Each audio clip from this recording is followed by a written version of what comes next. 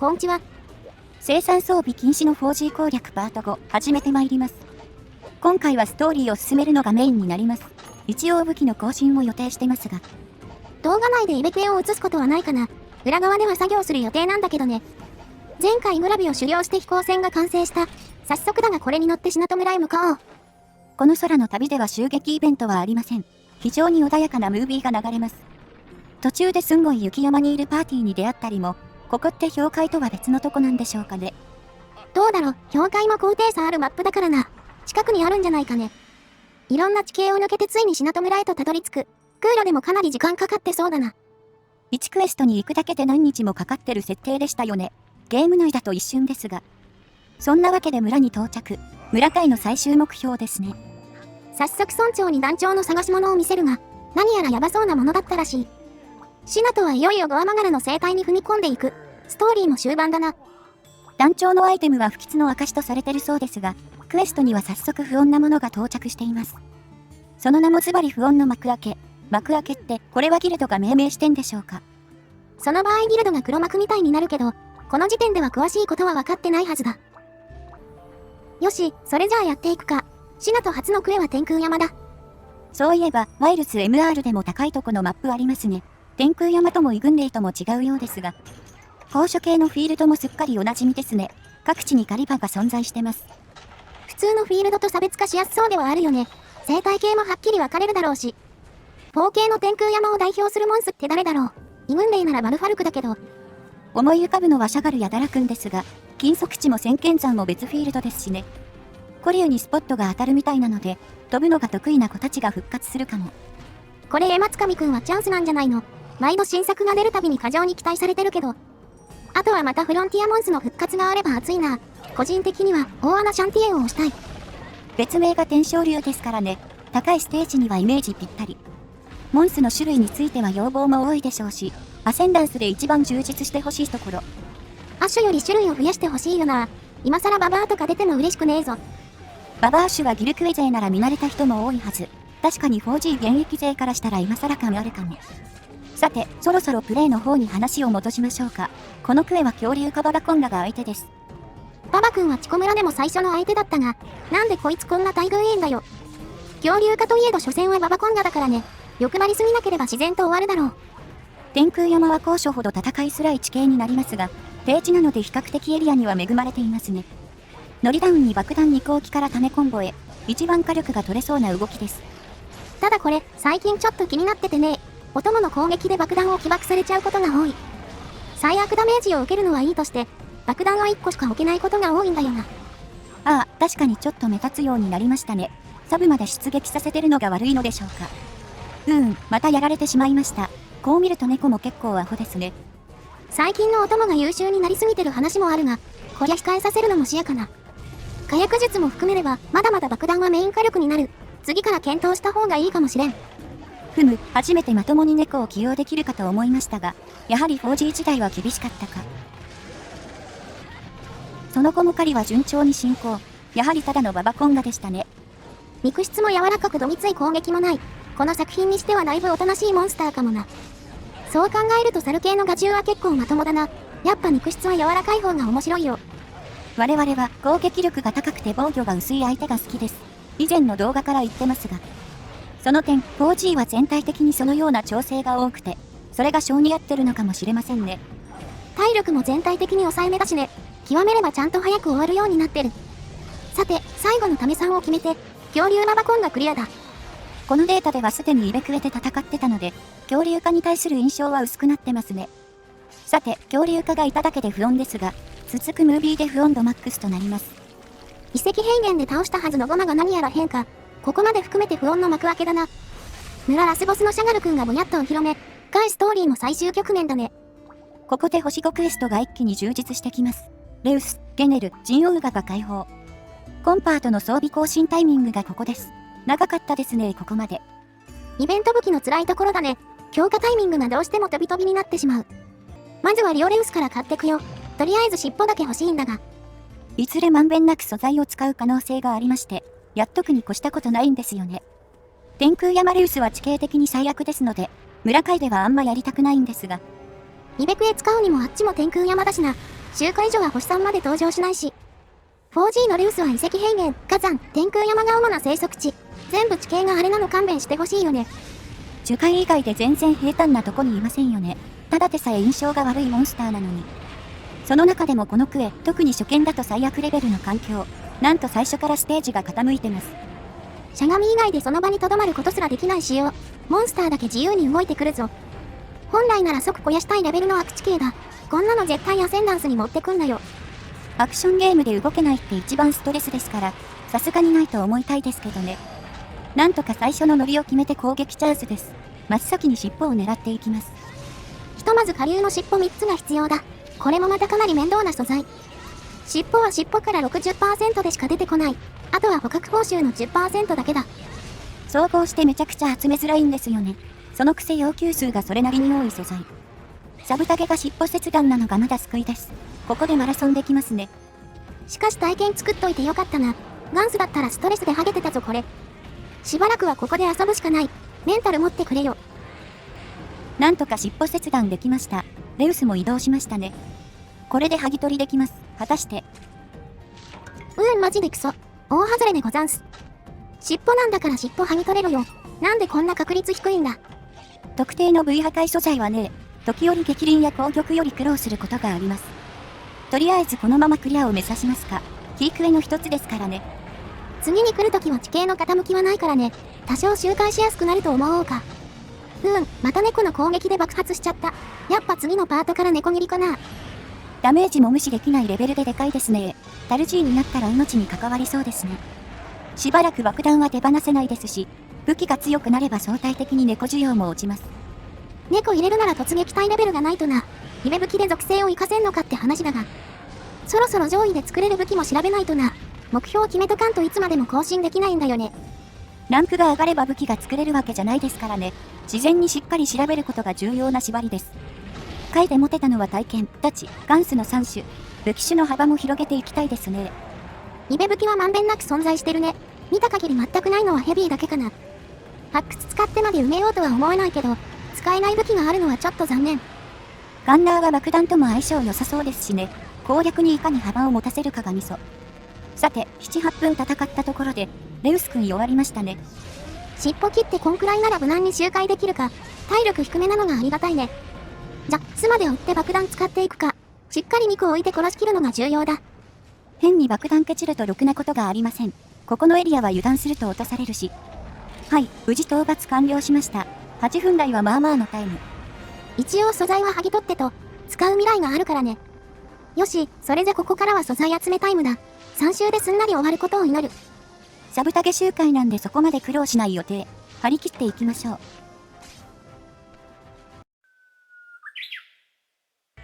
う。よし、終わった。何回か嫌われて切れそうだったよ。一周短いのもそれはそれで虚無。ハギマスが欲しい。そんなわけでこちらが強化可能になりました。ゴールドクラウンです。ようやくシルクラから強化できた。長かったな。見た目はまさに黄金の王冠って感じ。めっちゃ好きだなこれ。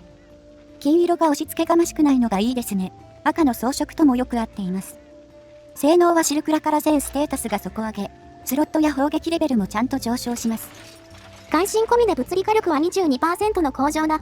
緑ゲージもめっちゃ長くなって使い勝手は大幅アップ。正直超強いってほどじゃないんだけど、ようやく見れるステータスになったかな。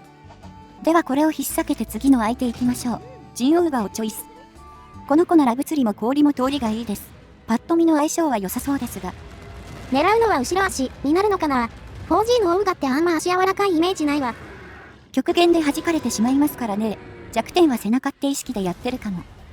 砲撃も強化されてるのでダメージはちゃんと足りそう。過信はできませんが。爆弾を狙う隙は大電くらいかな。あんまり当てにしない方が良さそうか。ひとまず非帯電のうちにできる限り削りたい。帯電したら相性悪そうだし。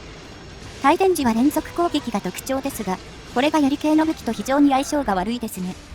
動きが鈍重すぎて位置避けはまず不可能っぽいので、スキルなしだとすごく苦労しそう。で、今の攻撃でのけぞり台なのかよ。そもそもガード性能が足りてない相手か。こりゃあ体力にはかなり気を使わないとダメだな。固められたらすぐ死にそうだ。多分が正位置でもあればだいぶ変わりそうなんですが、ちょっとまだ環境的につけられませんね。火星産の装飾品は上位から解禁なので、防具スロットでの発動もできません。回避も魔性も強化できないガンランス。このままだと上位では通用しないだろうね。かといって他に武器の選択肢もなさそうだからな。シンプルにこの辺りは難しいな。とりあえずこのままシャガルまで突き進む予定です。上位に入ったらまた色々考えましょう。で、ほどなくして無事帯電しました。この武器、火力なさすぎて妨害すらままなりません。もう割り切って爆弾タイムにすべきだったか。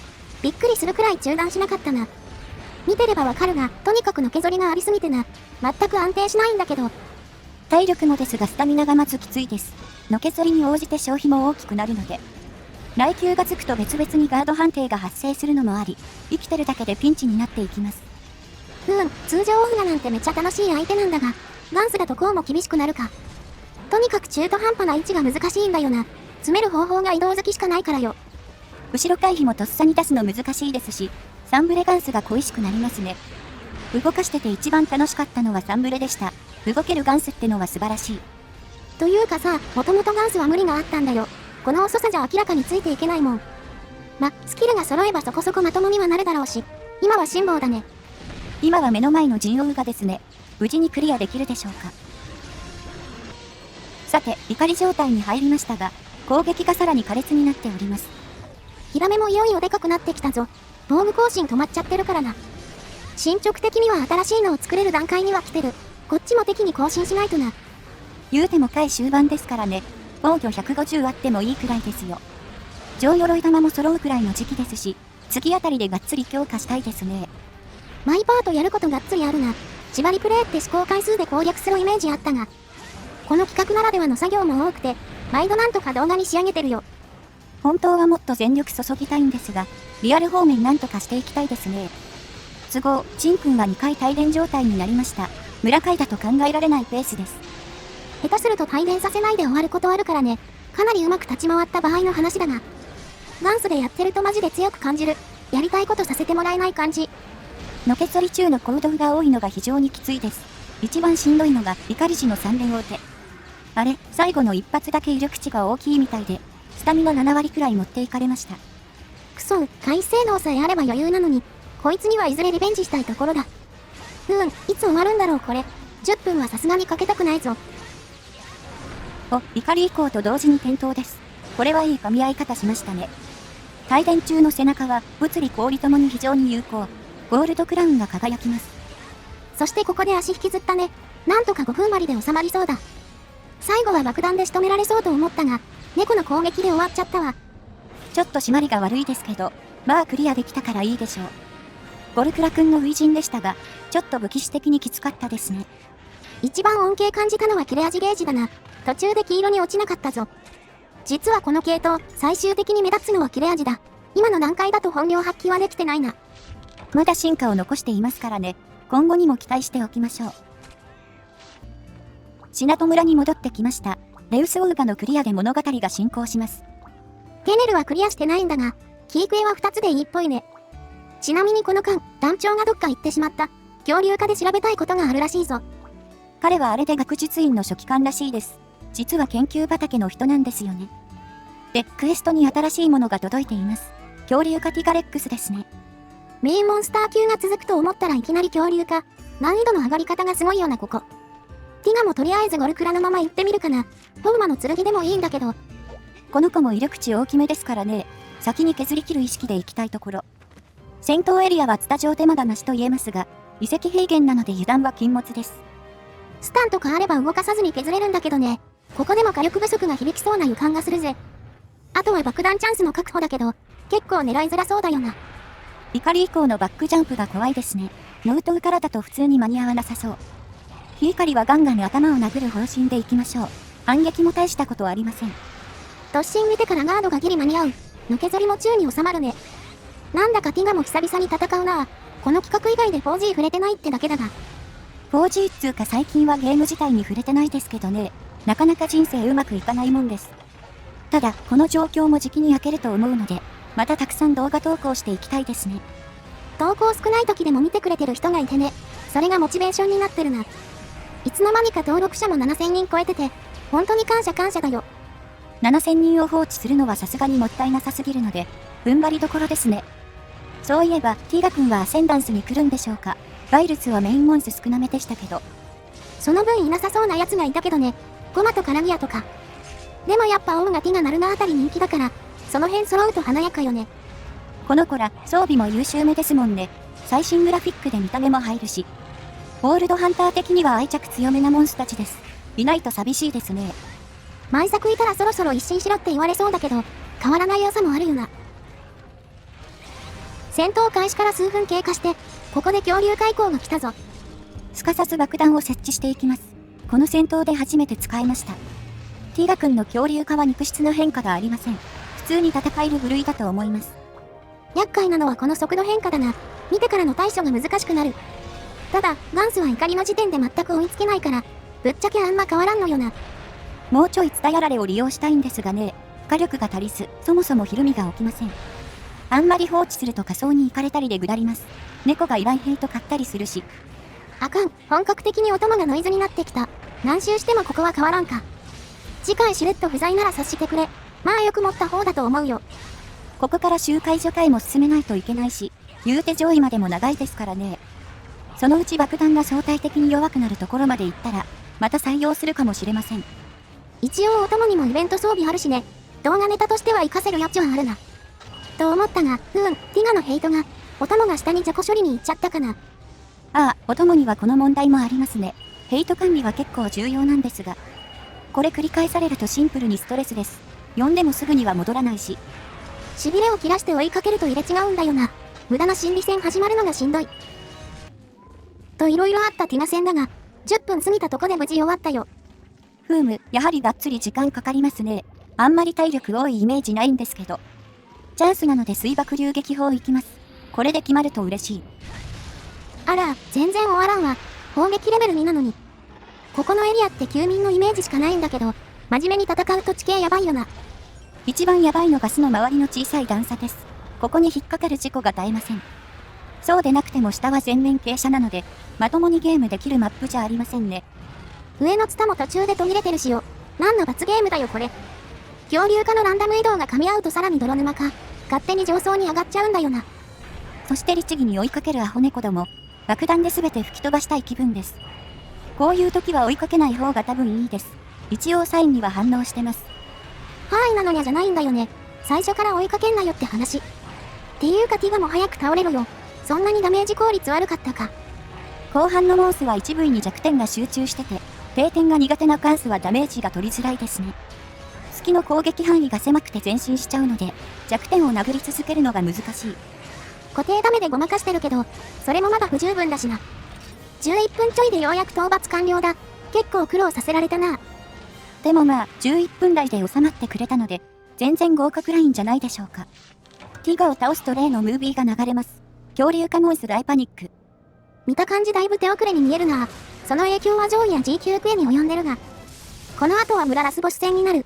次回いよいよ村会終了予定だね。ゴルクラと爆弾戦法が通用するか、しっかり頑張っていきましょう。では今回は締めていきます。ゴールドクラウンを眺めながらのお別れ。マジでこれデザイン秀逸だよな。中折れ式のガンスならではの表現。中央はまさに黄金のトロフィー。ゴールドクラウンの名にふさわしい一品だね。ここがイベント武器の一番の強みですからね。これからも動画を彩ってくれることでしょう。ほいじゃ、次の動画で。またね。